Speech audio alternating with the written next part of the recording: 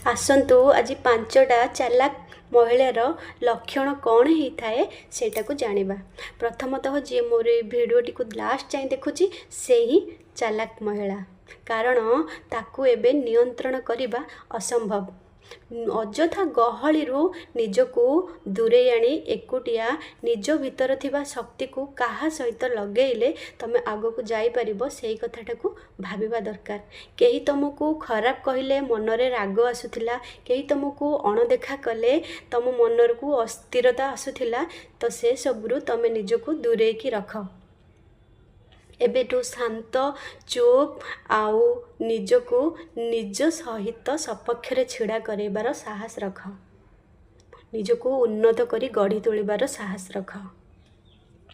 जेतेबेले तुमको कहीं कम करी कहूतिला, तुमको नीचा देखौतिला, तुम मनरे जदि क्रोध आसुथाए तेमे लोक को चमकाई दबा स्थिति रे केमिति आनिबो सेही कथा को मनरे भाव, ना कि ताकू कौनसी उत्तर देई निजको छोट करेबाकू लाग।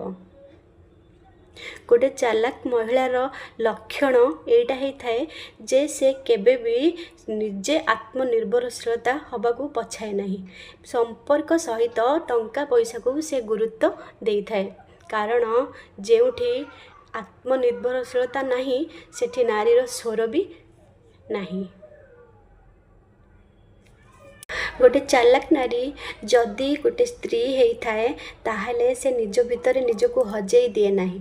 जदि गोटे माँ होता है ताहले से केबे कि निजको निजर खुशी निजर सबकिछ को बलिदान दे न थाए। आ जदि गोटे झियो होता है ताहले से केबे निजको अटके दे न थाए, आगो को बढ़ी जाई थाए। आउ गोटे चालाक नारी केबे भी अटेंशन पछरे दौड़े नहीं, कारण सी जानी थाए जी तार निजर होता है सी ता पाखक आपे आपे दौड़ी आसी थाए। आउ जी तार निजर हो न थाए ता पाई कबाट बंद करदेबा कौनसी मूर्खामी नुहे।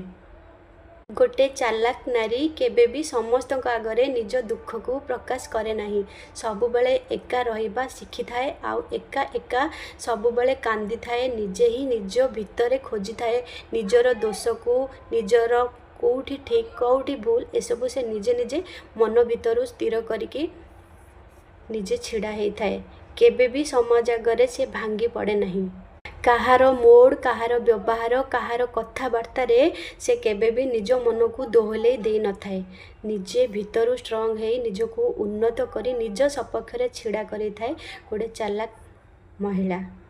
आपण भी आज ठारू निजे चालाक हुंतु, सुदृढ़ हुंतु, शांत रुहंतु, आउ निज मन को केबे भी दोहले दियंतु नहीं।